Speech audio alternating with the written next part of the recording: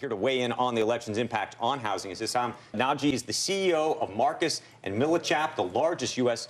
Real estate brokerage firm in the country. And it's great to have you on this morning. Good morning. It's great to be here. So what are you looking to hear this evening? Well, the driver of real estate is job growth. That's the bottom line. And we're now in our 7th year of expansion. There's a lot of concern that this expansion has already gone on more than the average expansion, which is around 5 years. So in having spent the last 10 days on the road, meeting with a lot of our clients, from high net worth private individual investors, which make up the bulk of the market, of course, to institutional investors, pension fund advisors, foreign endowments, the key concern is what's going to happen to job growth. Can we keep this recovery on track? And if you look at both sides, there's been a lot of ideas thrown around. And there is a lack of specifics in terms of just how some of these ideas are going to come to fruition, if they ever are. Where you land already? You're a real estate guy? Are you a Donald Trump man? Does that suggest that, or are you a Hillary Clinton person? My private views really aren't relevant as much as our echoing of what's going on in the marketplace and what our clients are seeing. And there's confusion out there. In the midst of both global factors like Brexit and everything else that basically we've been experiencing over the last 18, 24 months, you've got the election uncertainty, but meanwhile, we're adding jobs. The real estate fundamentals, which our clients across the country keep going back to the same thing. The fundamentals are so strong in terms of supply and demand. I was going to say, is that because we're not building as much as we had been to this point, that we still haven't gotten to the point where we're lifting supply? How much of it is demand and how much of it is supply? That's a great point, in that the lack of overbuilding 7 years into an economic expansion is very unusual. Usually by this time you have a lot of cranes across cities across the United States with too much building. That is not happening, and we're not over leveraging.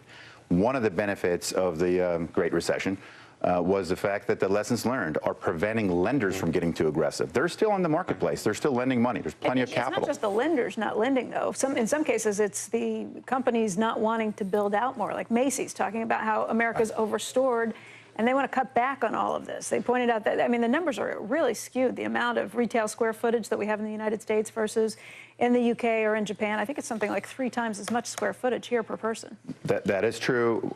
In fact, ironically, one of the contrarian plays in real estate is brick and mortar retail, which has outperformed significantly better than anybody expected, despite the fact of e-commerce, because of the lack of supply. The supply pullback across the board has been significant enough with the demand. When adding 2.5 million jobs a year, you're creating demand for all kinds of commercial real estate and residential real estate. Both housing and commercial are seeing demand outpace supply. We have pent-up demand going into this next phase. And the key question is, what's going to happen more with interest rates and availability of debt, which right now looks very strong. And of course, the Fed has been very accommodative. So which candidate is better for your business? Well, again, it goes back down to what happens with job growth and in direct consequences to our business. The concerns are 1031 exchange deferred, tax deferred exchanges. That's a Do you know either very of the candidates important personally? I do not. I ask only because you're in the real estate business, and I was curious if you've ever done business with Donald Trump. I personally have not.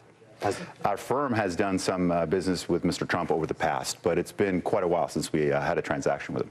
The other concern with the real estate community is carried interest and whether those kinds of changes are going to be disruptive somewhat to the industry.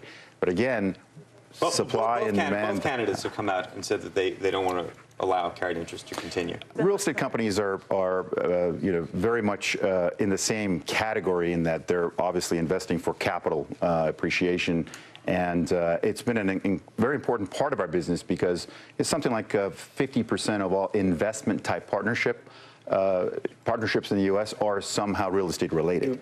You're dancing around a little bit. So for job growth, you say you'd like job growth, and that would help the real estate market, right? Clearly. Either one of them more likely to generate additional job growth?